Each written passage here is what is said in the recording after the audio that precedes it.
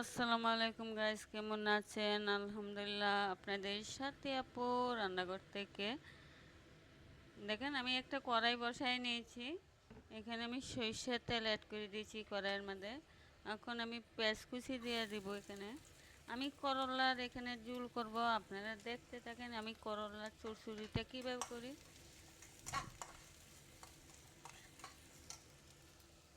দেখতে থাকেন আমি করলাটার চচ্চড়িগুলো কীভাবে করি। আমার বোন এখান থেকে কেটে ধুয়ে পরিষ্কার করে সহযোগিতা করছে আমাকে। এখানে আমি একটু পেঁয়াজ কুচিটা দিয়ে দিয়েছি। এখন চিংড়ি মাছ দিয়ে দিব কয়টা। যে আমি চিংড়ি মাছটা দিব করলার মধ্যে, আজকে করলা আমি চচ্চড়ি করবো দেখে চিংড়ি মাছ দিব। দেখেন আমি চিংড়ি মাছটা দিয়ে দিয়েছি। আমি আবার চিংড়ি মাছ এই যে কুসা রাখি না, আপনারা দেখতে থাকেন করলাটা কীভাবে পাক করি।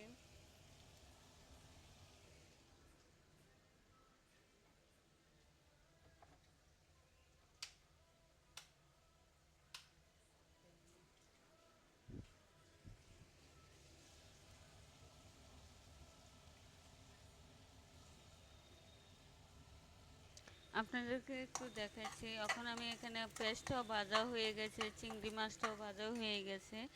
এখনও আমি অল্প করে মশলা অ্যাড করে দিব। রসুন বাটা 4 চামচ, আদা চামচ, জিরা বাটা 4 চামচ, আদা চামচ। আমি সরি আদা বাটা দিব না, যে এটা পাক করবো যেন আদা বাটা সরি আমি খাবো, দেই না করলাতে। আপনারা দেখতে থাকেন আমি মশলাগুলো কীভাবে দিচ্ছি। মশলাটা ভালো করে কষাইতে হবে। এখানে পরিমাণ মতো লবণ,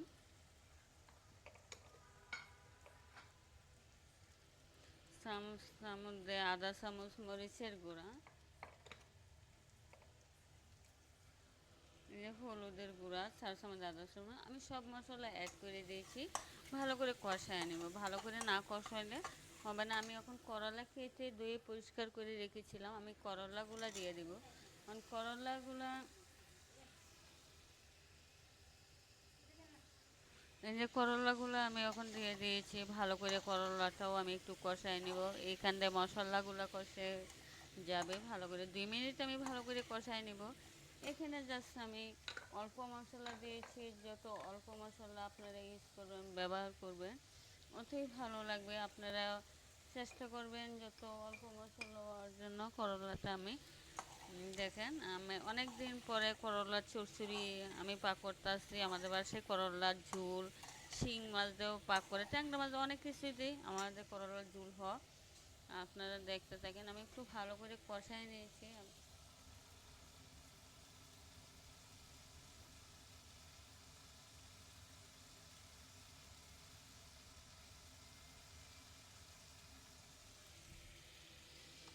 এই যে দেখেন আমি এখানে পানি এখনও অ্যাড করেছি না, পানি অ্যাড করে দেব সামান্য। সরি, এখন আমি ভালো করে কষায় নেওয়ার জন্য আমি এখনও পানি অ্যাড করে দিয়েছি না। এখন আমি সামান্য পানি অ্যাড করে দিচ্ছি, আপনারা দেখতে থাকেন।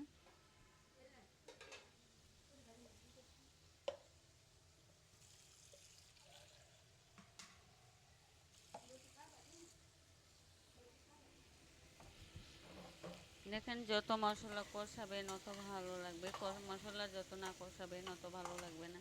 দেখেন আমি করলাটা মশলার সাথে একদম ভেজে নিয়ে দিয়েছি। আমি সামান্য অল্প একটু পানি দিয়ে দিব, যে করলাটা সিদ্ধ হওয়ার জন্য। করলা সিদ্ধ হয়ে যাবে হালকা একদম। আমি চাইনাদেরকে দেখি, ভিডিও দেখি, ওরা তো একদম হালকা করলা হালকা সিদ্ধ করে খেয়ে নেয় ওরা। আমি দেখেছি অনেকে। জাস্ট আমি অল্প একটু পানি অ্যাড করে দিয়েছি। এখন 10 মিনিটের জন্য আমি ঢাকনা দিয়ে ঢেকে দেব।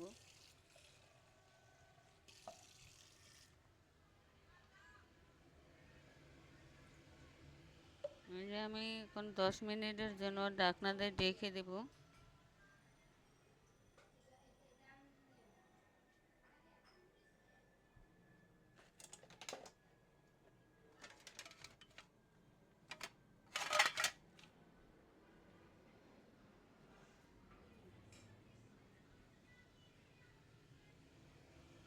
দেখেন আমি 10 মিনিটের জন্য একটা ঢাকনা দিয়ে রেখে দিয়েছি। 10 মিনিট পর আবার চলে আসবো আপনাদের সাথে আপু রান্নাঘর থেকে। দেখেন আমার করলাটা চচ্চড়িটা কত সুন্দর হয়েছে আলহামদুলিল্লাহ। দেখছেন, আমি আজকে করলার ঝোল পাক করছি না, একটু কমাই নেব পানিটা, দেখতে থাকেন।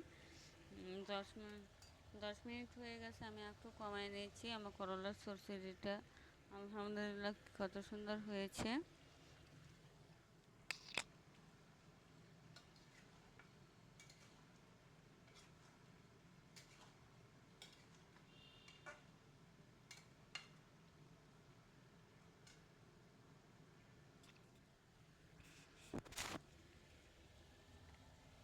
এই যে দেখেন আলহামদুলিল্লাহ কত সুন্দর হয়েছে আমার চচ্চড়িটা।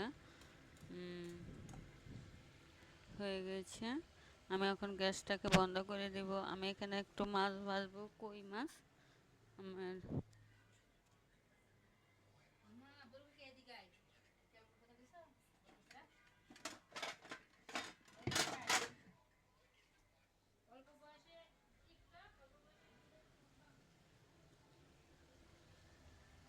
দেখেন আলহামদুলিল্লাহ আমার চচ্চড়িটা কত সুন্দর হয়েছে।